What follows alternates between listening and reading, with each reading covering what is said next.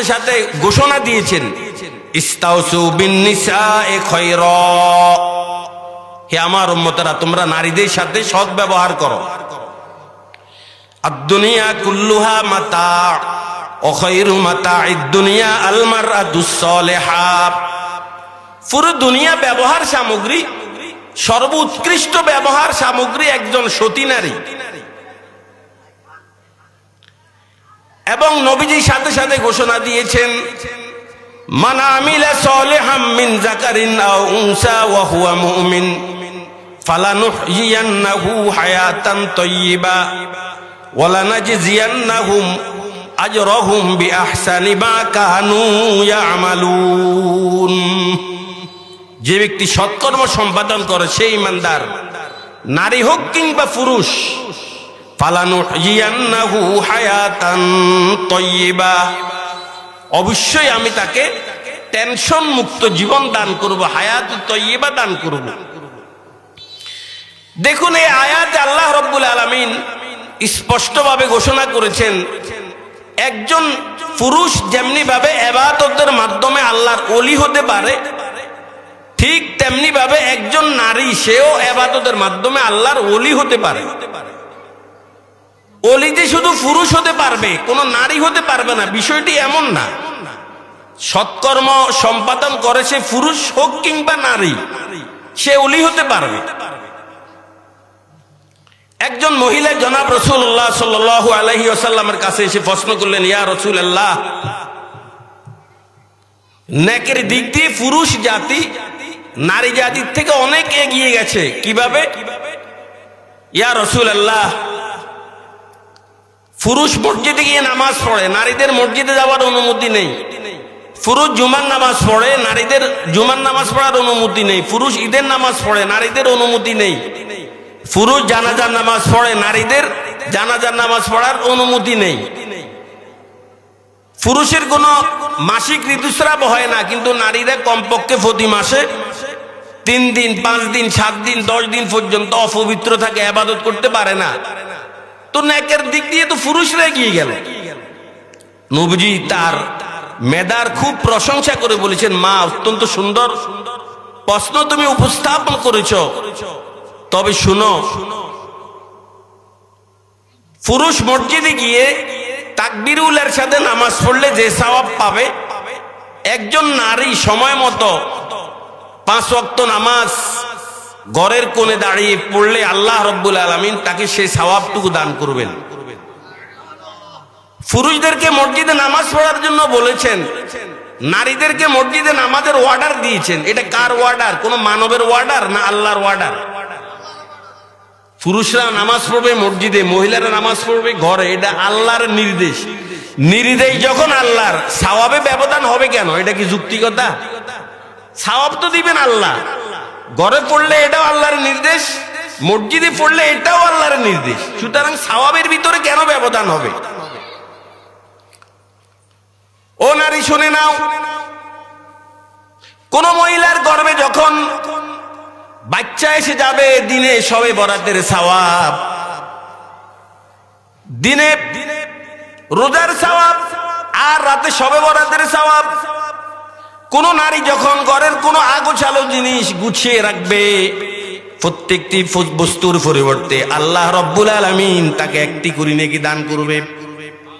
মহিলা যখন ঘর ঝাড়ু দিবে, যতগুলো ধুলি বালির উপরে ঝাড়ু পড়বে, শলা পড়বে, প্রত্যেকটি বস্তুর পরিবর্তে আল্লাহ রাব্বুল আলামিন তাকে একটা নেকি করে দান করবেন।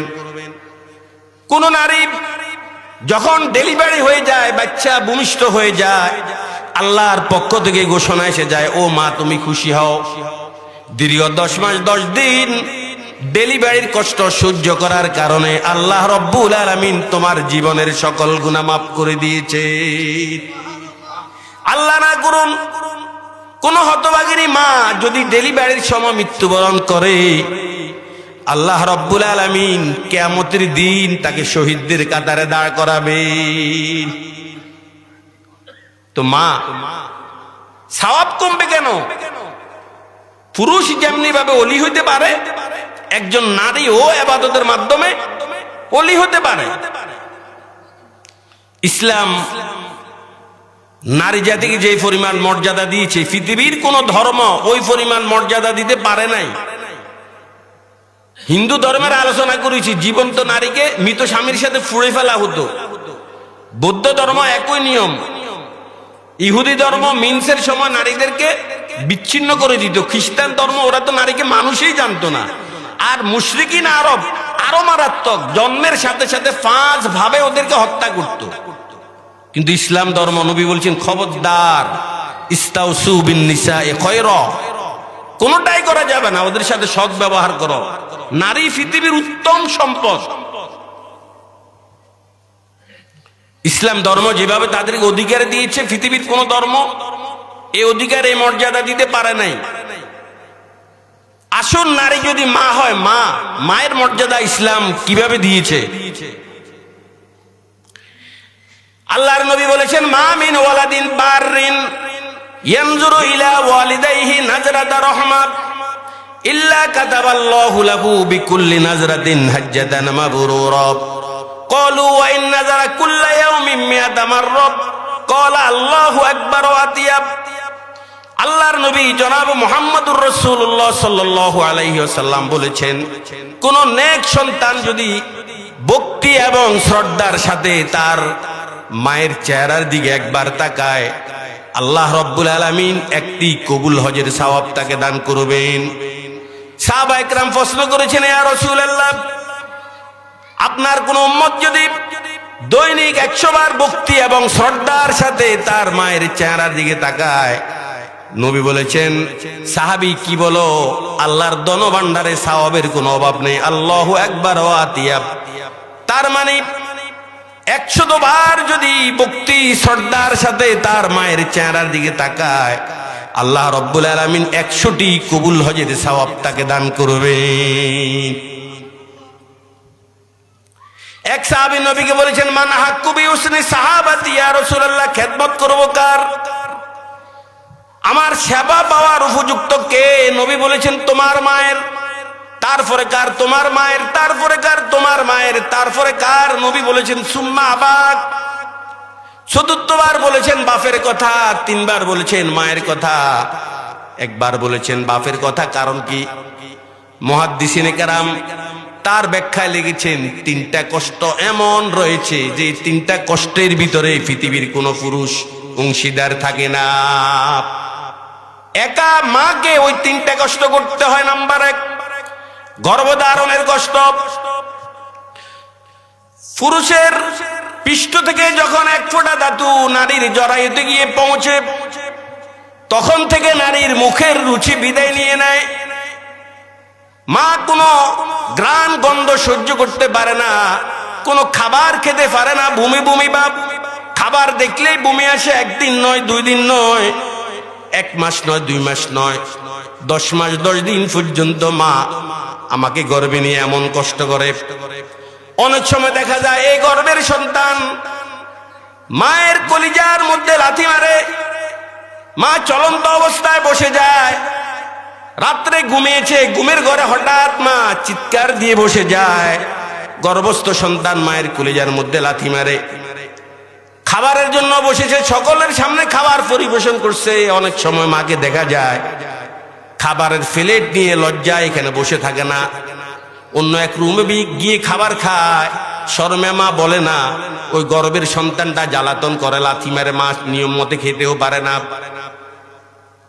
আই ফাখতা ফরওয়াজ কুনি বরসরে সারবে, আই ফাখতা ফরওয়াজ কুনি বরসরে সারবে, দর্দে দিলে মোর গানে গেরেফতার চেদানি, আসুদা দিলা হালো দিলা জারো চেদানি, কোখারিয়ে উশাকে জিগর খারে চেদানি, আই খাবিদা বমা শুকে বখলওয়াত গাহে রাজি, আদিদায়ে বিমারিয়ে বেদারো চেদানি, আদিদায়ে বিমারিয়ে বেদারো চেদানি।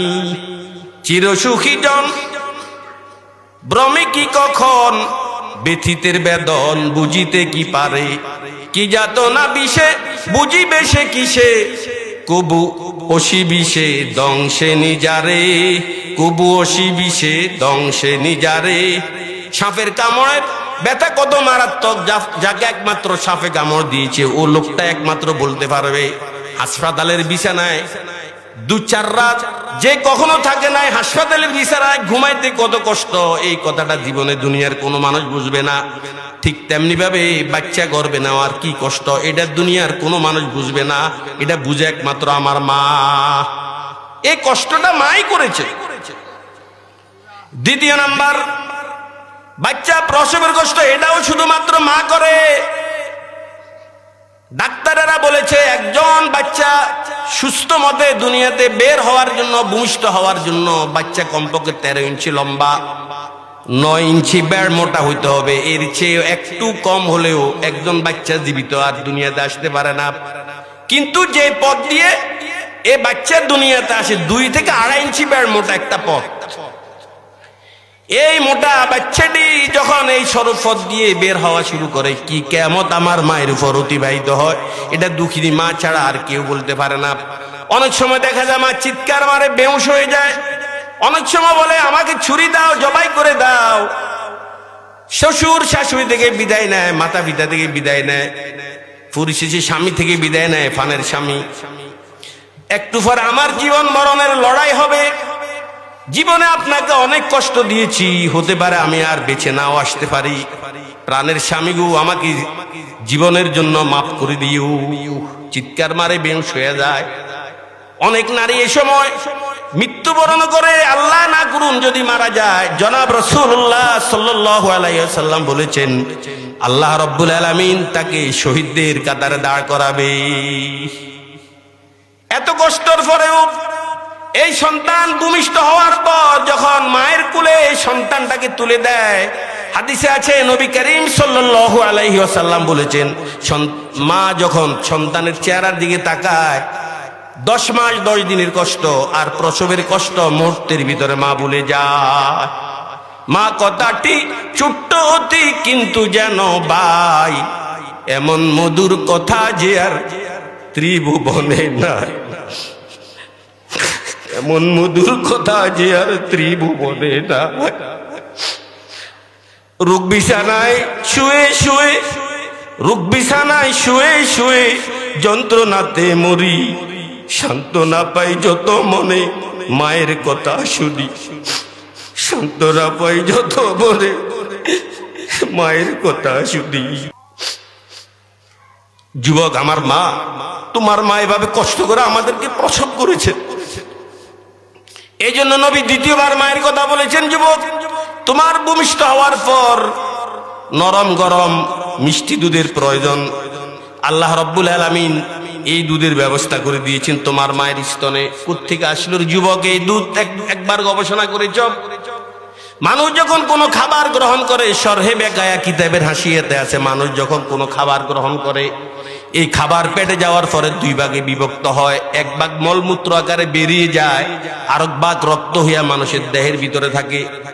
রক্ত হয়ে যেই ভাগ মানুষের দেহের ভিতরে থাকে, সেটা আবার 2 ভাগে বিভক্ত হইয়া 1 ভাগ গোশতের রেশার ভিতরে ঢুকে গোশত হয়, আর 1 ভাগ রক্তের ভিতরে ঢুকে শক্তি হয়। কিন্তু যদি ওটা মা হয়, দুধের প্রয়োজন হয়, তাহলে শক্তির যে অংশ রক্তের ভিতরে রগের ভিতরে প্রবেশ করে, সেটা 2 ভাগে বিভক্ত হইয়া 1 ভাগ দুধের আকারে রূপান্তরিত হইয়া মায়ের স্তনে চলে আসে, আর 1 ভাগ শক্তি হইয়া তার রগের ভিতরে থেকে যায়। ও যুবক, মা যখন আমাকে দুধ খাওয়ায়, মার অর্ধেক শক্তি চিরকালের জন্য বিদায় নিয়ে চলে গেল। মায়ের দুধ চষে তুমি মাকে চিরকালের জন্য দুর্বল বানিয়ে ফেলেছ। আর আমি পুরুষ, দুধ খাওয়াইতে হয় না, এই জন্য শক্তির পুরোটা অংশ আমার ভিতরে কি থেকে যায়। কিন্তু মার শক্তির অংশ এটা 2 ভাগ হয়ে 1 ভাগ দুধ হয়, 1 ভাগ শক্তি হয়ে তার ভিতরে থাকে। তো দেখুন, এই জন্য আল্লাহর নবী 3 বার মায়ের কথা বলেছেন, আর 1 বার বাপের কথা বলেছেন। এই তিনটি কষ্ট পৃথিবীর কোন বাপ কখনো বহন করে না, একা মাই বহন করে। নারী জাতি যদি মা হয়, ইসলাম মায়ের মর্যাদা দিয়েছে। নারী জাতি যদি স্ত্রী হয়, ইসলাম স্ত্রীর মর্যাদাও দিয়েছে। কিভাবে? আল্লাহ রাব্বুল আলামিন কোরআনে কারিমে ইরশাদ করেন, ওয়া আশিরুহুন্না বিল মারুফ, ও স্বামীর গোষ্ঠীরা, তোমরা তোমাদের স্ত্রীদের সাথে সৎ ব্যবহার করো। দুনিয়ার কার জন্য মন্ত্রী সুপারিশ করে, কার জন্য এমপি সুপারিশ করে, কার জন্য মাতা পিতা সুপারিশ করে, আর স্ত্রীদের জন্য স্বয়ং আল্লাহ রব্বুল আলামিন স্বামীদের কাছে সুপারিশ করতেছে। ও স্বামীরা, তোমরা তোমাদের স্ত্রীদের সাথে সৎ ব্যবহার করো। স্ত্রী যদি ভুল করে মাফ করে দাও। কারণ হাদিসে আছে, জনাব রাসূলুল্লাহ সাল্লাল্লাহু আলাইহি ওয়াসাল্লাম বলেছেন, আল্লাহ তোমার মর্যাদা এত উপরে রেখেছে যে মর্যাদায় জীবনে তুমি কোনো ইবাদত দিয়ে যেতে পারবে না। তোমার স্ত্রীর বক্রতা যদি মেনে নিতে পারো, সহ্য করতে পারো, হাজারো তাহাজ্জুদ দিয়েও এত উপরে যেতে পারবে না মর্যাদার দিক দিয়ে, যতটুকু তুমি স্ত্রীর বক্রতা সহ্য করে যত উপরে যেতে পারবে। আল্লাহ রাব্বুল আলামিন জন্মগতভাবে ওদেরকে বাঁকা হাড় দিয়ে সৃষ্টি করেছেন। জন্মগতভাবে ওরা একটু তেড়া বাঁকা, ওটা ওদের কোনো দোষ না, এটা জন্মগতভাবেই। সোজা কথা ওরা বলতে জানে কম। জিজ্ঞাসা করেছেন সমদ আলীর মা, লবণ লাগবে?